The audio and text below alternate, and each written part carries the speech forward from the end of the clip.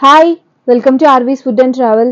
ఈరోజు నేను కడప జిల్లా ఒంటిమెట్టలో ఉన్న కోదండరామ ఆలయానికి వచ్చాను.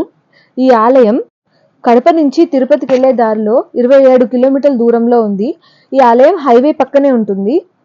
ఈ ఆలయంలో సీతారామ లక్ష్మణుల విగ్రహాలు ఏకశిలపై చెక్కడం వల్ల ఈ ఆలయానికి ఏకశిలా నగరం అని పేరు వచ్చింది.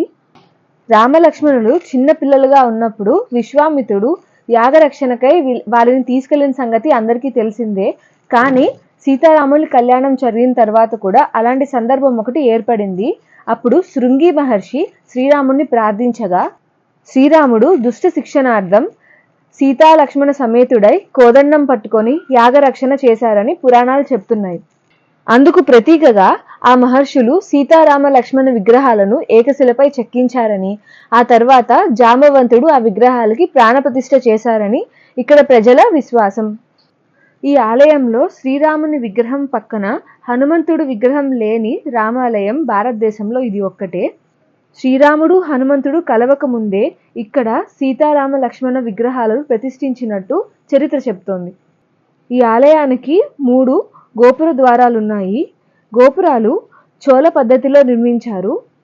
రంగమండపం విజయనగర శిల్పాలను పోలి ఉంటుంది.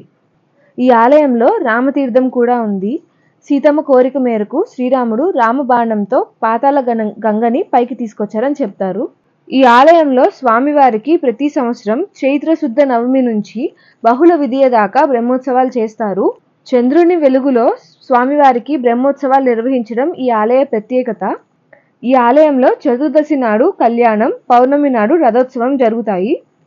ఈ ఆలయంలో నిత్య అన్నదానం జరుగుతూ ఉంటుంది. అలాగే గుడి చుట్టుపక్కల కూడా అన్నదాన సత్రాలు ఉన్నాయి. ఇంతటితో వీడియో ముగిస్తున్నాను. మళ్ళీ ఇంకో మంచి వీడియోతో కలుద్దాం. Please subscribe. Thank you.